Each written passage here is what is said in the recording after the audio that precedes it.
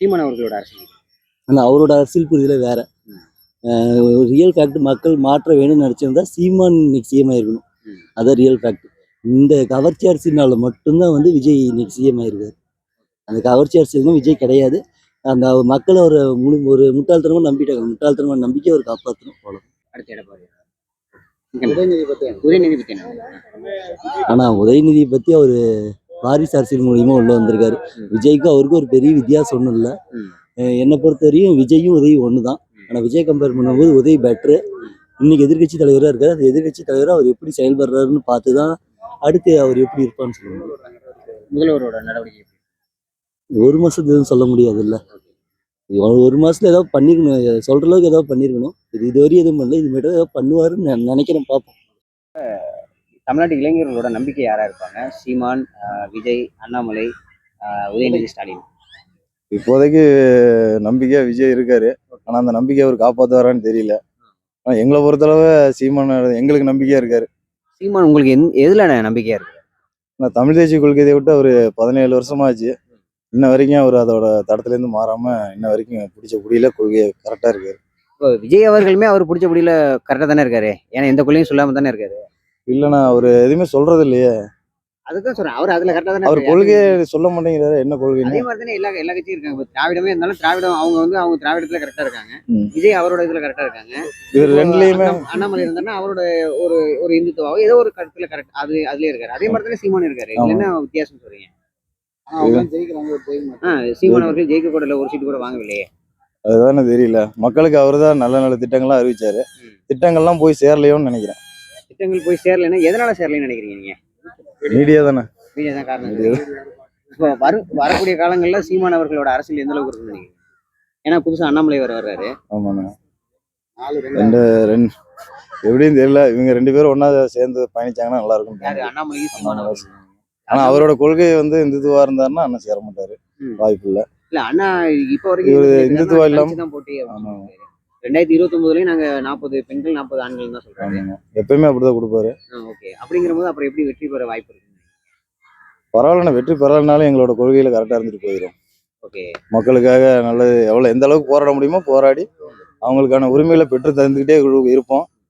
அவ்வளவுதான். அது போதும் எங்களுக்கு. வெற்றியே தோல்வியே களத்துக்கு வந்தாலுமே எந்த விஷயமா இருந்தாலும் முதல்ல களத்துக்கு வந்துடுறீங்க. ஆனாலுமே மக்கள் உங்களை அங்கீகரிக்கல. என்ன காரணம்? நீங்க அதனால ஒரு சோர்வு. மக்களோட அறியாமை தானே. மக்களோட அறியாமை தான். இப்போ நேத்து தான் கட்சி ஆரம்பிச்சாரு. அதாவது ஒரு 3 வருஷம் தான் ஆகுது. விஜய் அவர்கள் ஆட்சியே பிடிச்சாரு. நீங்க 17 வருஷமா இருக்கிறீங்க. ஆனா அவர் 3 வருஷத்துல ஆட்சி பிடிக்கலன்னா அதுக்கு முன்னாடில இருந்தே ஒரு 15 வருஷத்துக்கு முன்னாடியே மன்றம் வச்சு அதுல செயல்பாடு பண்ணி செஞ்சுட்டு இருக்கிறாங்க. அதுலயே நிறைய மன்றத்தை தான் இப்போ அவர் மக்கள் மன்றத்தை தான் கட்சியா மாத்தி செயல்பாடு கொண்டு வந்திருக்காரு. அதனால 2 வருஷ கட்சியெல்லாம் சொல்ல முடியாது.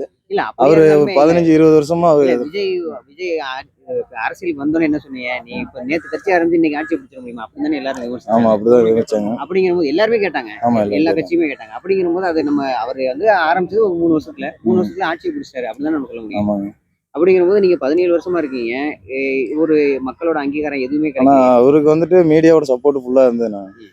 சரிங்களா. அவர் பிரஸ் மீட் கொடுக்கலனாலும் மீடியா ஃபுல்லாமே அவர் பின்னாடியே தான் போனாங்க. அவர் கார் பின்னாடியே தான் போச்சு. அதனால ஒரு வேளை மக்களுக்கு ஒரு விஜய்னு எல்லாருக்கும் அது போய் சேர்ந்துச்சு.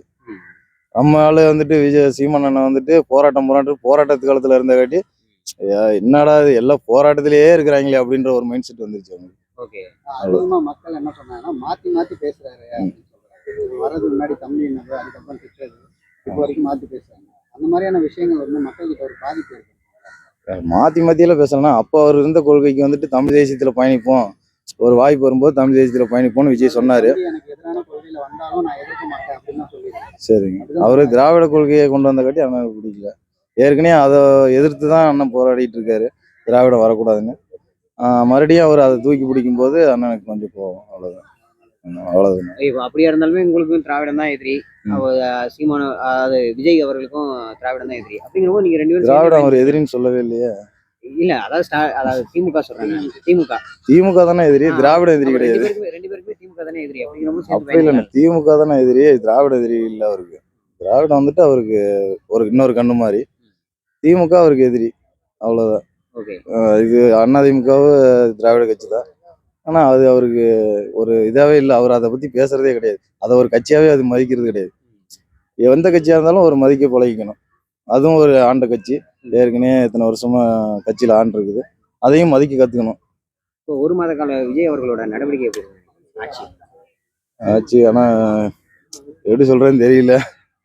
ஒரு ஆட்சி ஏதோ போயிட்டு இருக்கு, இன்ஸ்டாகிராமில் தான் போயிட்டு இருக்குதுங்க. ஓகே, நன்றிண்ணே.